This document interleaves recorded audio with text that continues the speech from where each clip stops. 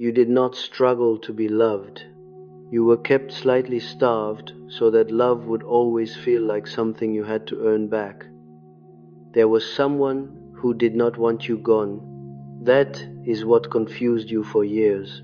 They stayed, they returned, they spoke of you warmly to others, and yet, beside them, you carried the permanent feeling that you were almost enough, never quite chosen, always one correction away from finally being safe.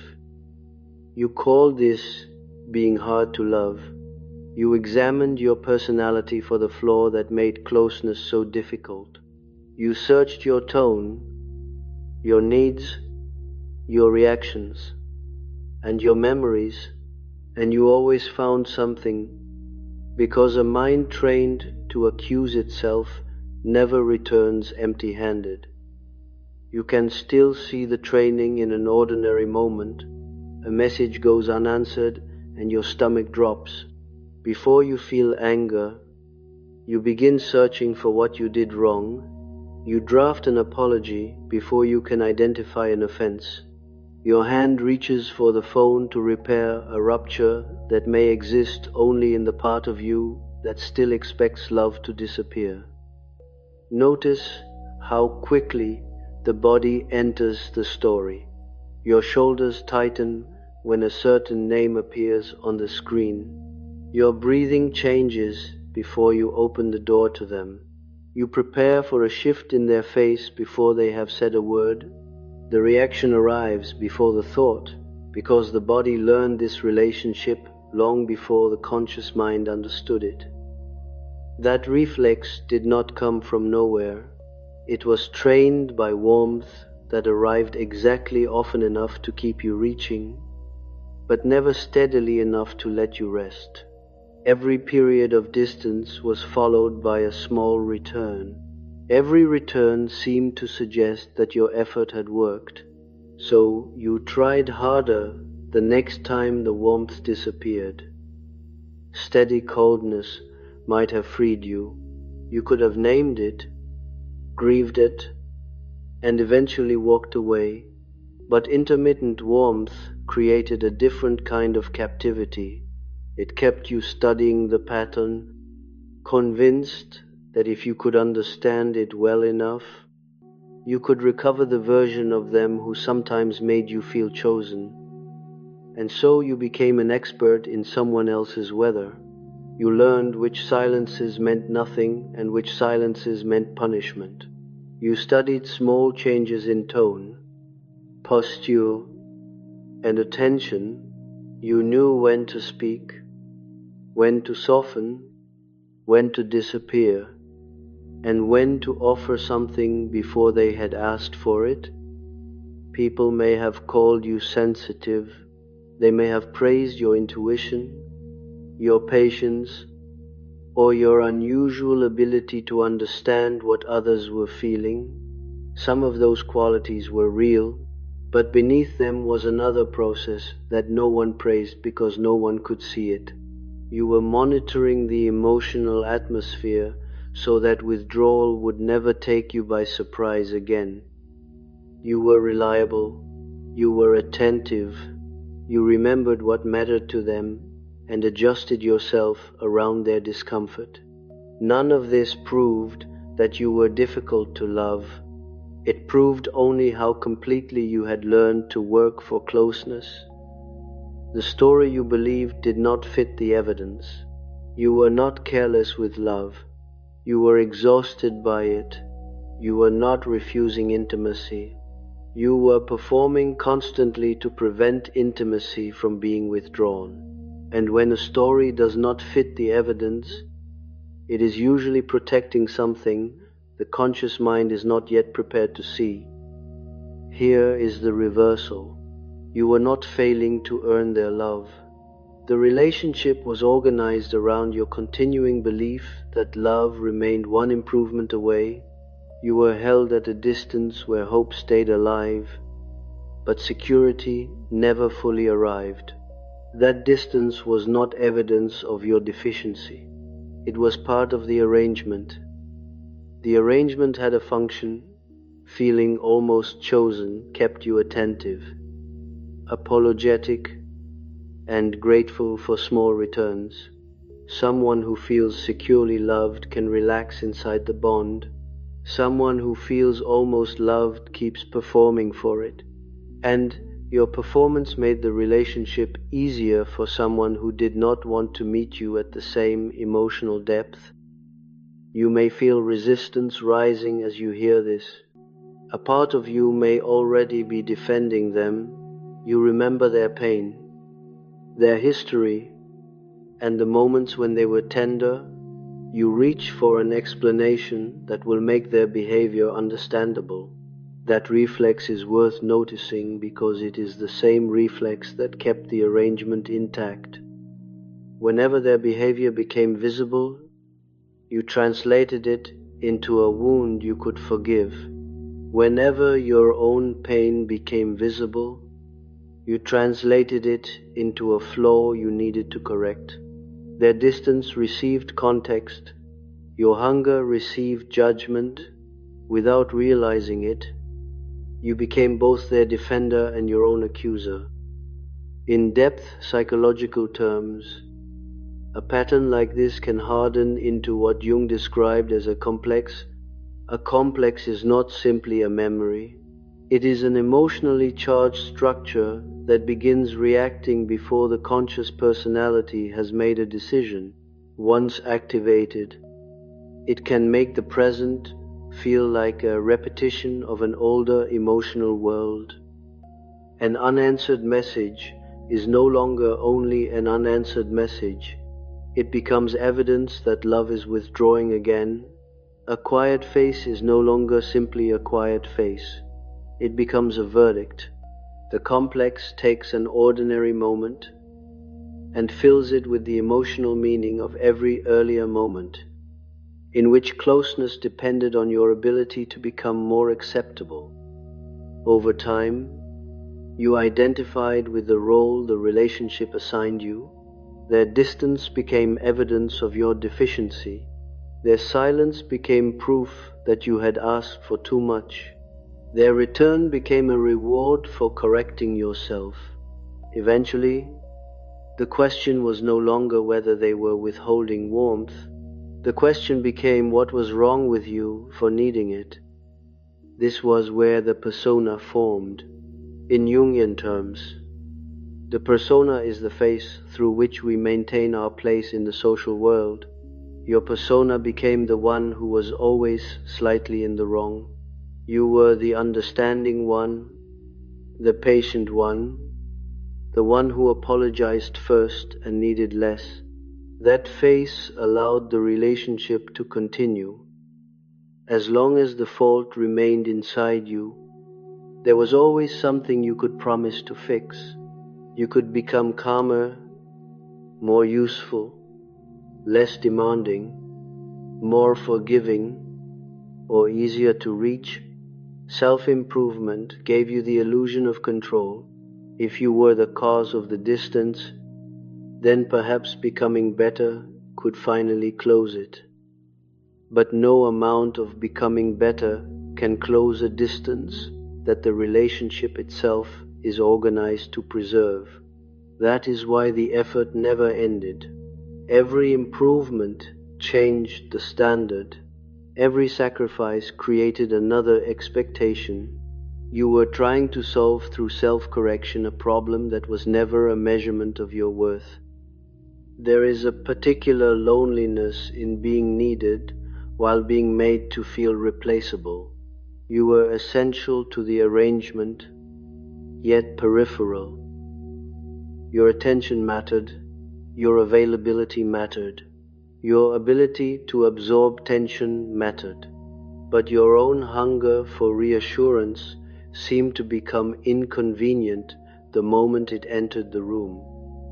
You mattered enormously as a function and far less as someone with needs of your own. That contradiction was difficult to admit because being needed can resemble being loved from a distance. Both give you a role in someone's life. Only one allows you to exist when you are no longer performing that role. And yet you stayed because the story you told yourself was gentler on them than it was on you. It was easier to believe you were hard to love than to believe someone who cared for you could also depend on your insecurity. It was easier to keep improving yourself than to question the structure holding the relationship together. Your self-blame protected the connection. It allowed you to keep loving them without holding them accountable for the emotional world you inhabited beside them. As long as you carried the deficiency, they did not have to examine the distance.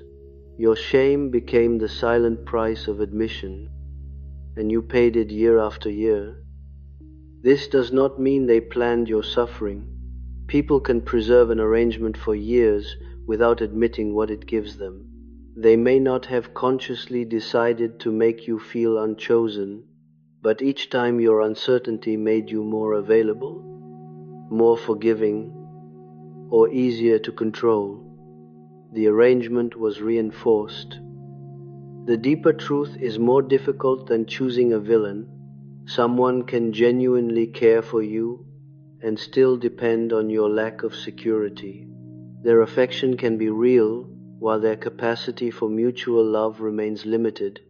They can miss you when you withdraw and still resist the version of you who no longer works for closeness. Both things can be true.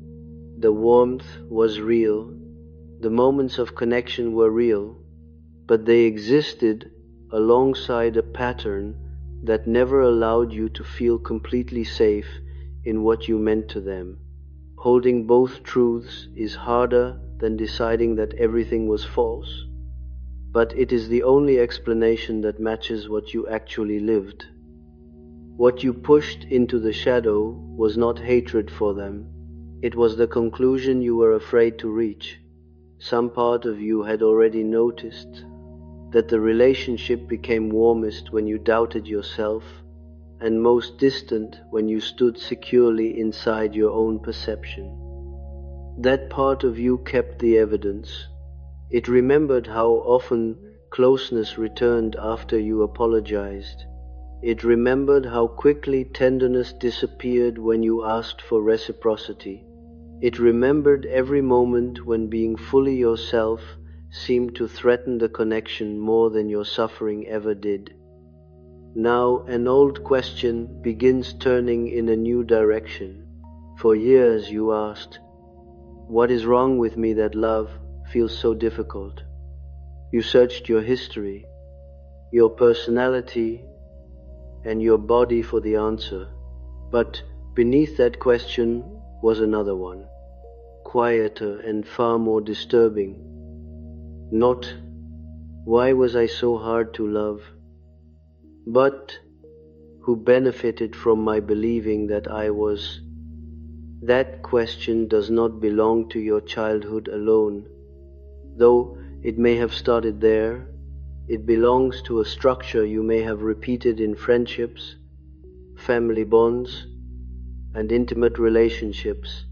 You have been standing inside its walls for so long that you mistook them for the boundaries of your own worth. And once you begin to see those walls, another truth approaches. The fear was never only that they might stop choosing you. The deeper fear was what you would have to recognize about the relationship if you finally stopped trying to be chosen.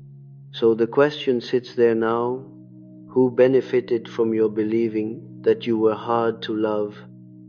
Once a question like that has been asked, you cannot fully return to the version of yourself who never asked it. Something has already shifted, but before we follow that recognition forward, we have to understand how the pattern was built, because something this durable was never one decision. It was an entire emotional structure. Look at where it lives now. It is not confined to one relationship or one period of your life. It appears wherever closeness becomes possible. At work, you over-explain a reasonable request until it barely sounds like a request at all. In friendships, you reach first, restore the warmth, and feel a small private relief each time they respond as if nothing has changed. In intimate relationships, you listen for distance, even during moments of closeness. A different tone, a slower reply, or a quiet evening can activate the old question, are they still here? Do I still matter? What must I do before the distance becomes permanent? You may have thought these were separate traits. You called one consideration, another loyalty, and another sensitivity, but they were often the same arrangement wearing different clothes. In every setting, you occupied the position of the one who needed to confirm that they were still wanted, and no confirmation lasted for very long. This is what an old complex does. It does not simply repeat the original event. It repeats the emotional position you occupied inside that event. New people enter your life, but somehow you find yourself sitting in the same seat, waiting for the same verdict. Never quite the one who is pursued, always the one who notices the distance first, never the one who expects reassurance, always the one who reassures themselves by becoming more useful, more understanding, or easier to keep. But here is what makes the structure so difficult to leave. It did not only cost you something, it also protected you from something, and that is the part the conscious mind would rather not examine. Being slightly unchosen gave you a position you already understood. It allowed you to remain close without openly asking for closeness. It let you hope without admitting how deeply you hoped. And as long as you expected less, you could tell yourself that you had never truly risked everything. This was the hidden shelter inside self-blame. If you believed you were difficult to love, then each disappointment arrived with an explanation already attached. Their withdrawal was painful, but it was not mysterious. It confirmed a verdict you had learned to expect, and even a painful certainty can feel safer than an unanswered question. Self-blame also offered the illusion of control. If the problem was inside you, then there was always another adjustment available. You could become calmer, quieter, more generous, less emotional, or more patient. The possibility of fixing yourself protected you from the more helpless recognition that another person might simply be unwilling or unable to meet you. That was the bargain. You carried the fault so that you would not have to face your powerlessness. The shame was painful, but it kept hope alive. As long as you were the problem, the future still seemed changeable. To release the blame would mean confronting something far more exposing. You would have to admit that you wanted to be chosen openly. You would have to want without first becoming useful. You would have to place your desire in the room without disguising it as service and risk discovering how the other person responded. That kind of wanting felt dangerous. It had no task attached to it and no performance behind which you could hide. It simply said, I want you to want me, plainly, without my having to earn the right to matter. So you learned to speak the language of service instead. You anticipated, you remembered, you solved problems before anyone asked. You became the person whose presence made other people's lives easier. And that usefulness allowed you to remain close without ever revealing the full vulnerability of your longing. Imagine someone asking what you need, and notice what happens inside you. You may answer too quickly that you are fine, You may name something small when the real need is larger. You may turn the question back toward them before they have time to look closely at you. This response can appear generous, but generosity is not the whole story. Sometimes giving protected you from being seen wanting. If you remained the giver, you never had to discover whether another person could stay present when you were the one with an empty hand. Over time, this position hardened into an identity. You became the low-maintenance one, the independent one, the one who did not create trouble. Some of those qualities were genuinely yours, but mixed into them was a trained refusal to occupy any position in which your needs could affect another person. Eventually, you took pride in requiring little. Restraint became evidence of maturity. Endurance became loyalty. Silence became compassion. The very adaptations that kept you emotionally underfed began to look like your finest moral qualities. And a virtue is much harder to question than a symptom. If asking for nothing is evidence that you are good, then learning to ask can feel like moral decline. If carrying everything is proof of love, then putting something down can feel like betrayal. This is how the wound disguised itself as character. It did not tell you that you were afraid to need. It told you that you were unusually strong. It did not tell you that receiving frightened you. It told you that giving was simply who you were. But the body often reveals what the persona conceals. Asking for something plainly may still tighten your throat. Receiving help without immediately repaying it may create a faint discomfort in your chest.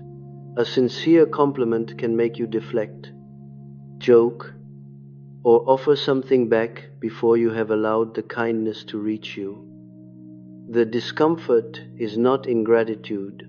It is the body searching for the hidden ledger somewhere in your history. Warmth was rarely just warmth.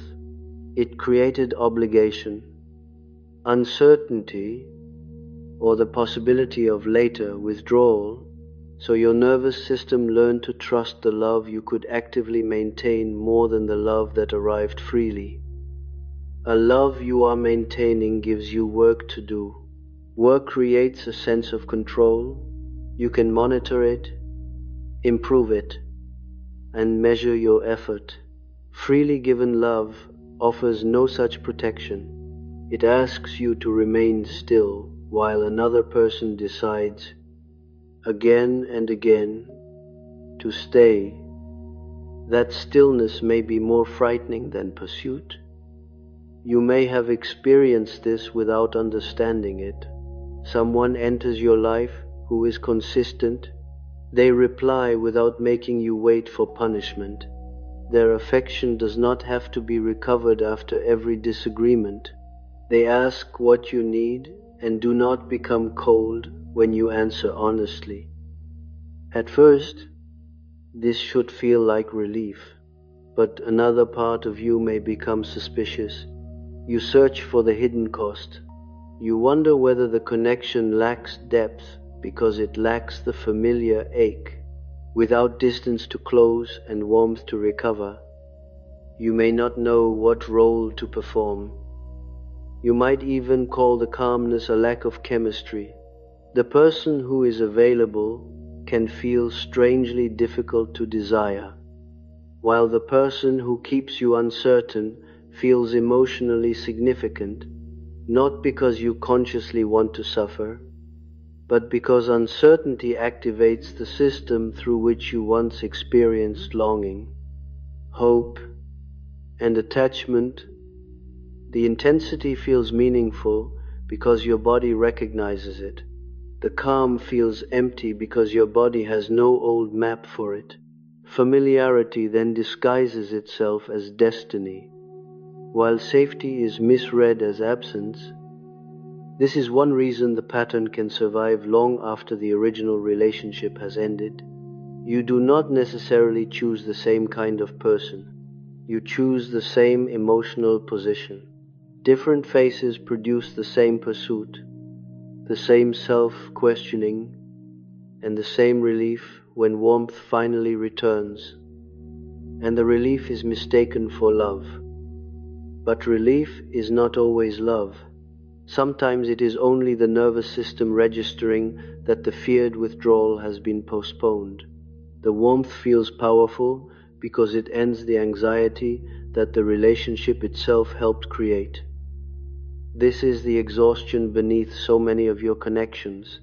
It is not only the exhaustion of giving too much, it is the deeper fatigue of never being able to set the work down and discover whether the bond can survive without your constant maintenance.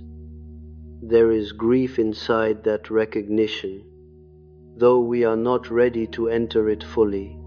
It is the fatigue of someone who has been reaching for so long that stillness resembles abandonment. If you stop reaching, there is no immediate proof that you are still connected, and if effort has always been your evidence of love, rest begins to feel like the moment love will disappear. See how completely the arrangement reversed the emotional map. It made effort feel like intimacy and rest feel like danger. It made longing feel shameful and self-erasure feel generous. It made being needed feel safer than being known. Because being needed gave you a function you could control. From a depth psychological perspective, this is where the unlived life begins to accumulate. Each time you chose usefulness over honest desire, another part of you was postponed. It was not destroyed. It was placed underground, waiting for a future in which wanting might finally become safe. That postponed self does not remain silent forever. It returns as restlessness, resentment, or a fatigue that sleep cannot repair. It appears as flatness inside relationships that look functional from the outside. It whispers that you are surrounded by people who know what you do for them, but may not know who you are when you stop doing it. You may begin feeling angry when someone asks for the care you once gave automatically. The anger can seem new, but it is often very old. It belongs to the part of you that was repeatedly postponed so that the useful persona could keep its place. Seeing this does not instantly free you. The arrangement is no longer only around you. It now lives in what feels familiar, what feels attractive, and what your body interprets as love.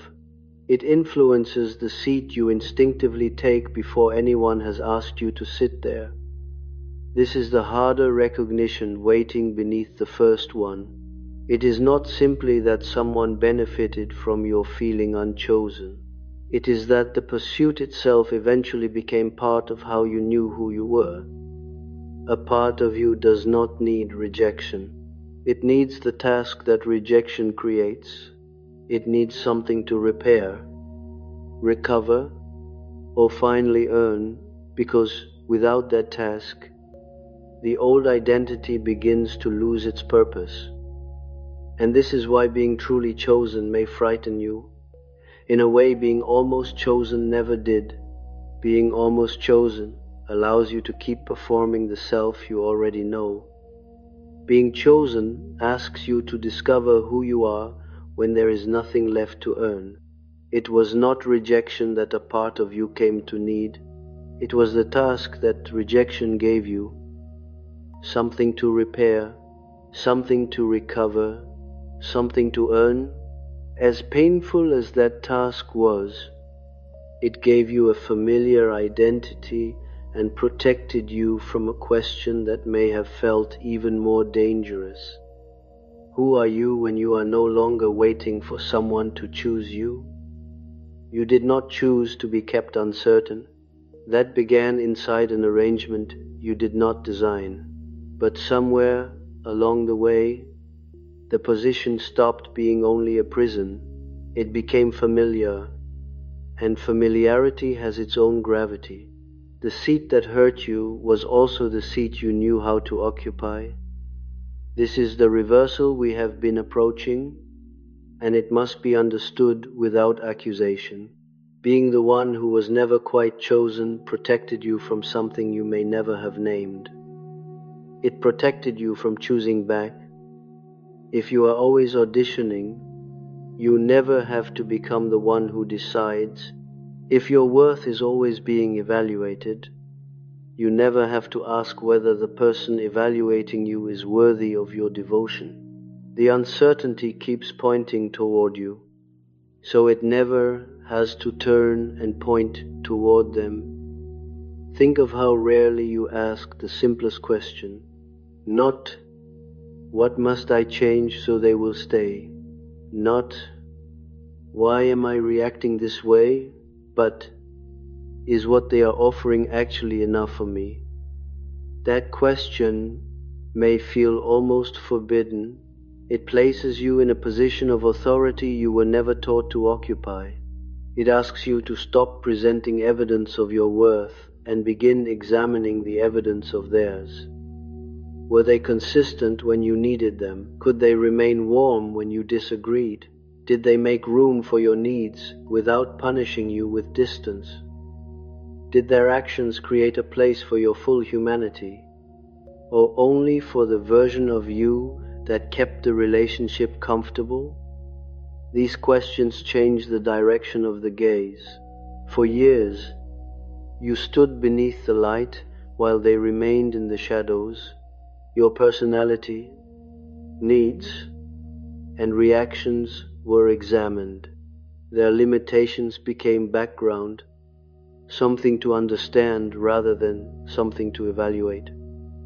You may have known everything about why they struggled to love you. You knew their childhood, their betrayals, their fears, and the reasons closeness overwhelmed them. You built such a complete explanation for their behavior that the explanation began replacing the behavior itself. Understanding them became another way of postponing your conclusion. Because if you stopped interpreting and looked only at what was repeatedly offered, you might have reached an answer. And an answer would have required something from you. It might have required a boundary, a withdrawal, or the admission that the future you were working toward was never actually being built by both people. The arrangement kept you busy proving yourself so that you would never have time to evaluate it. Each new distance became another problem to solve. Each small return renewed the project. The relationship remained permanently unfinished, which meant the final verdict could always be postponed. Self-blame performed a second job here. It did not only shelter you from disappointment, it protected you from deciding, as long as the problem was your lovability, the relationship could remain open, unjudged, and filled with possibility. If the fault was yours, the future was still negotiable. There was always another conversation to have, another apology to offer, or another version of yourself to become. Hope survived because the imagined solution remained inside your control. But if you allowed yourself to see that the distance belonged to the structure of the relationship, hope would change its meaning. You might have to grieve that the closeness you were earning toward was not delayed, it was unavailable. That grief is what self-blame helped you avoid. It allowed you to imagine a door that would open when you finally became enough. You did not have to confront the possibility that the door was not waiting for a better version of you. It had never been designed to open in the way you needed. This is painful because the intermittent version of them may have been the only version there was. The warmth was not necessarily a preview of what the relationship would become. It may have been the maximum amount of closeness they could offer, while preserving the distance on which the arrangement depended. You waited for the temporary tenderness to become permanent. You interpreted each return as evidence of progress, but the return may have been part of the cycle, not an escape from it. The psyche can remain inside an unfinished ache for years when the alternative feels like final loss. An ongoing ache still contains hope. Grief closes the negotiation. It tells you there is no next adjustment that will transform what happened into what you needed. So your protective system preferred the pain that could still be worked on to the loss that could not be reversed. This was not weakness, and it was not a conscious desire to suffer. It was the psyche protecting itself from a truth it did not yet have the strength or support to hold. You did not create the original wound. You developed ways to survive it. But the ways we survive one period of life can quietly prolong the same suffering in another. A strategy can remain loyal to an old danger long after the present has changed. This is where your participation must be understood carefully. You did not participate in being deprived of security. You participated in explaining the deprivation, minimizing its cost, and waiting for it to become something it had never shown the capacity to become. You stayed not because you lacked intelligence, but because leaving required a kind of knowledge you had spent years protecting yourself from. It required knowing that your effort had not been leading where you thought it was. It required grieving both the relationship you had and the future you had built around it. Feel what happens when you imagine asking the question plainly, do you actually want me in a way that makes room for who I am? The throat may tighten before the words are spoken. The chest may close as though the body is preparing for impact. Something inside you may prefer another year of interpretation to the few seconds of silence that might follow such a question. The body understands that a real answer changes the arrangement either way. If their answer is no, or if their behavior continues to say no, the future can no longer remain indefinitely negotiable. You would have to grieve what hope had protected you from seeing. But if the answer is yes, another fear appears. You would have to allow yourself to be chosen. You would have to stop performing for the bond and discover whether you could remain present without constantly earning your place. Both possibilities threaten the old identity.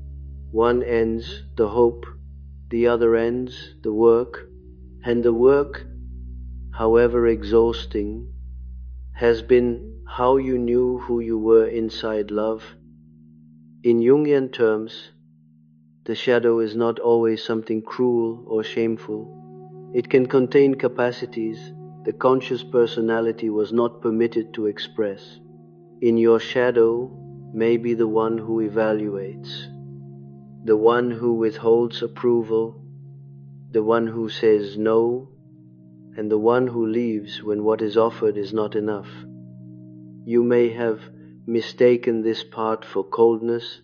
You may have feared that allowing it into consciousness would make you selfish or unforgiving, but its purpose is not to destroy your capacity for love. Its purpose is to restore your capacity to choose. The part hidden in the shadow asks a different set of questions. Not, how can I make them love me, but what happens to me when I remain here? Not, how can I explain their distance, but how much of myself must disappear for this closeness to continue? These questions do not erase compassion. They place compassion beside discernment. They allow you to understand someone's wounds without volunteering to live inside the consequences of them. The part of you that postponed these questions also deserves compassion. It formed when asserting your needs may genuinely have threatened belonging. There may have been a time when remaining uncertain was safer than risking a clear refusal. Waiting preserved the connection, and the connection may once have felt necessary for survival. That protective part did its job.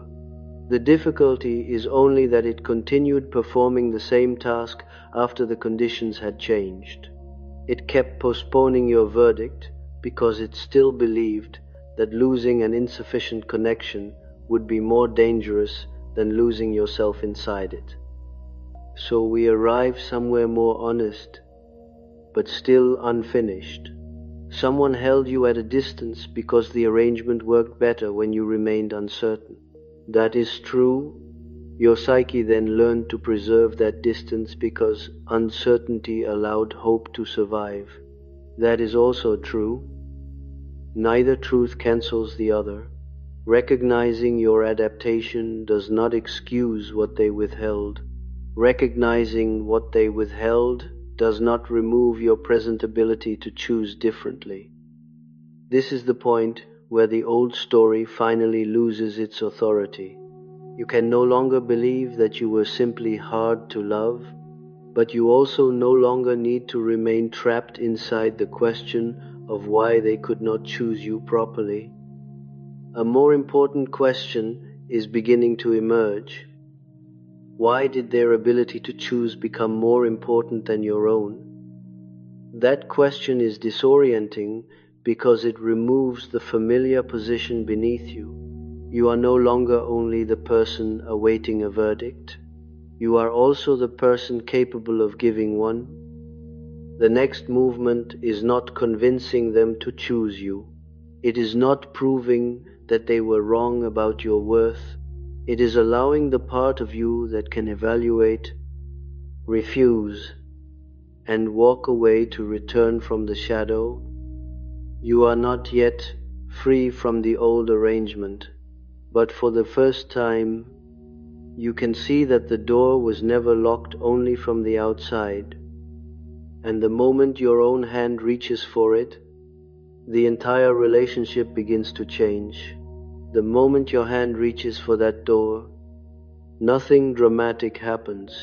There is no speech, no final confrontation, and no sudden certainty about whom to keep. Ordinary life simply begins, presenting the old arrangement to you again. This time, however, you can see the seat you are being invited to occupy before you sit down. Someone asks you to rearrange your day for them at the last moment. The familiar answer arises immediately. Of course, no problem. I will make it work. Then a small pause appears, and inside that pause, you notice the cost that your old answer would require. Perhaps you still say yes. Recognition does not instantly produce a new behavior, but the yes no longer feels innocent or automatic. You can feel the hidden bargain inside it. The hope that being accommodating will preserve your place in the relationship. What once felt like personality now reveals itself as a choice. On another day, you say that you cannot help this time. The sentence may be gentle and completely reasonable, yet your body reacts as though you have endangered the bond. Your throat tightens. You wait for disappointment to become withdrawal. The old complex prepares you to recover the warmth before anyone has actually taken it away. But you do not immediately reverse yourself. You allow the other person to have a reaction without turning that reaction into a verdict on your worth. This small separation changes the emotional structure of the moment. Their disappointment belongs to them. Your limit remains yours. The people around you will notice this before they understand it. Someone may say you have become harder to reach. Someone may tell you that you used to be more caring. Another person may speak with genuine hurt and say that you no longer try the way you once did. They may miss how you seemed to know what they needed before they had to ask. Listen carefully to what is inside those complaints. They are not entirely false. You were easier to rely on because your own limits rarely entered the room. You reached first, repaired first, and absorbed uncertainty before anyone else had to feel it. The version of you they remember performed an enormous amount of invisible emotional labor. Some people loved you and also depended on that labor. They may never have consciously separated your presence from what your presence provided. When the automatic giving stops, they experience a real loss. They call that loss your change because they cannot yet see the arrangement that once made everything easier for them. This does not make every disappointed person cruel or calculating. Most people adapt to the version of us that repeatedly appears. They may have assumed you needed little because you became skilled at hiding your needs. They may have believed the old rhythm was mutual because you protected them from seeing how much of it you carried alone. You may feel tempted to turn recognition into superiority. The mind that once said, "I am the problem," can quickly create a new story in which everyone else was using you. That story offers temporary relief, but it flattens the same history that self-blame once distorted. It protects you from the more difficult task of seeing each relationship clearly.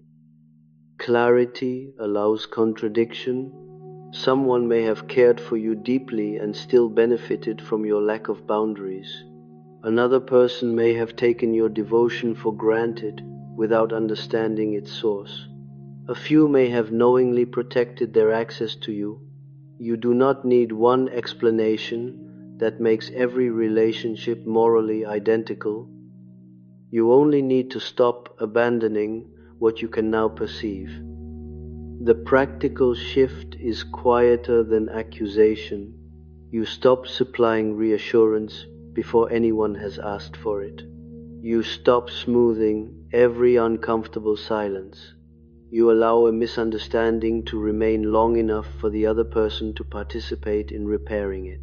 You begin discovering who notices the work only after you are no longer doing all of it. Some relationships will become thinner.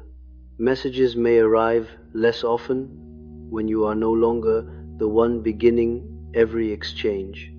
Invitations may disappear when you stop organizing the closeness.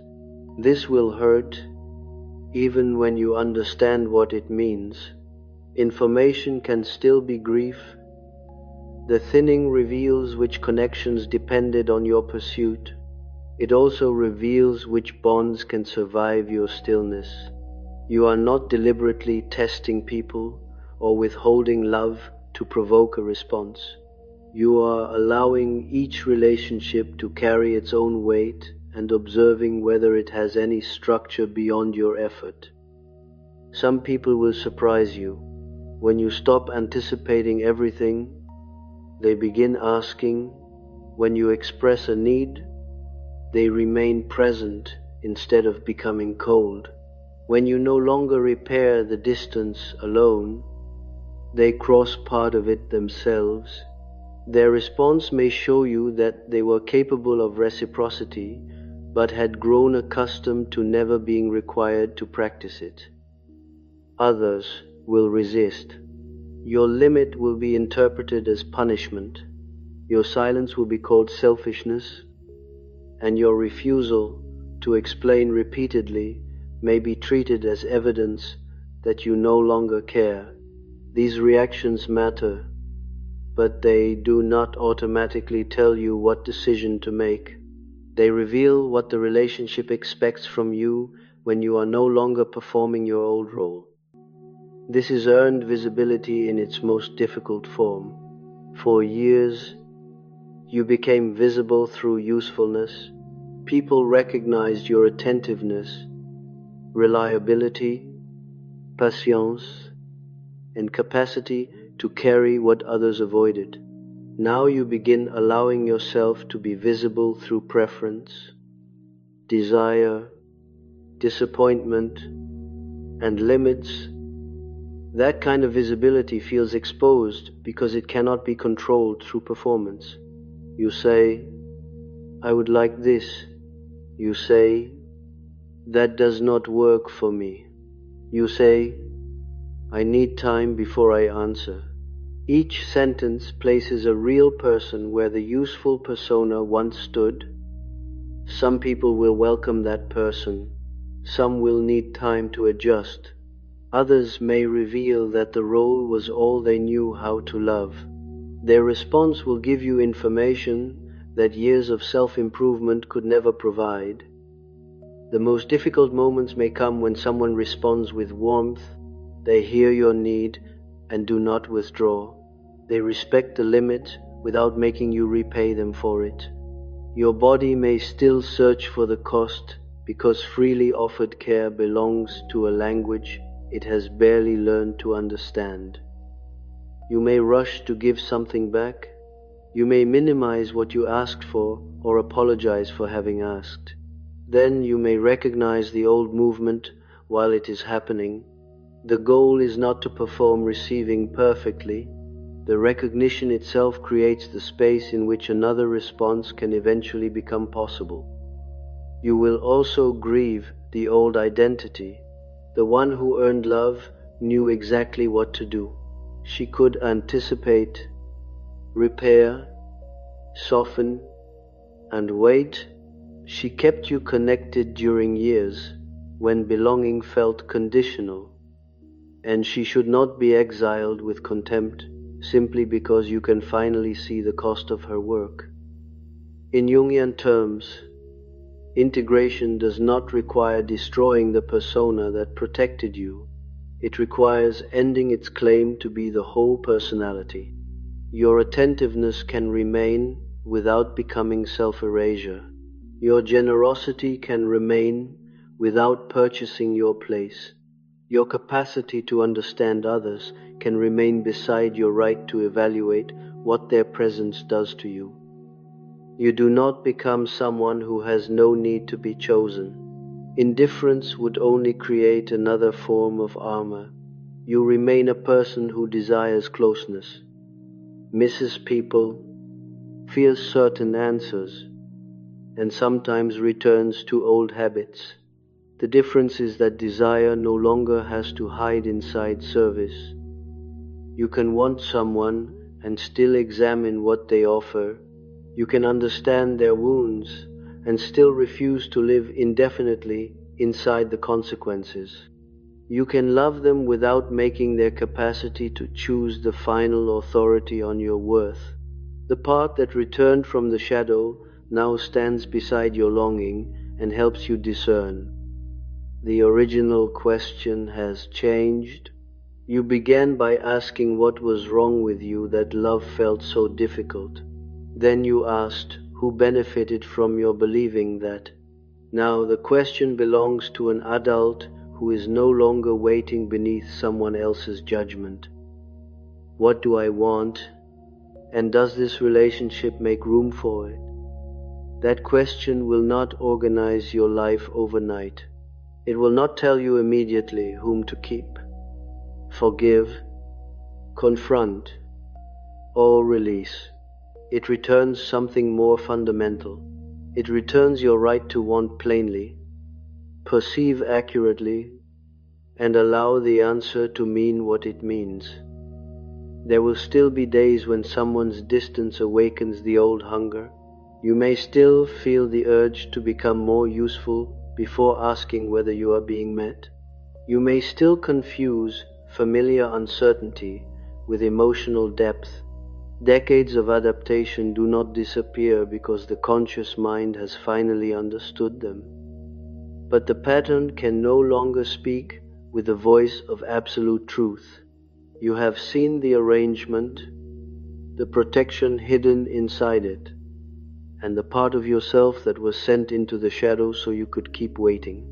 You know now that being left uncertain was never proof that you were difficult to love. You were kept slightly hungry so the yearning would never end.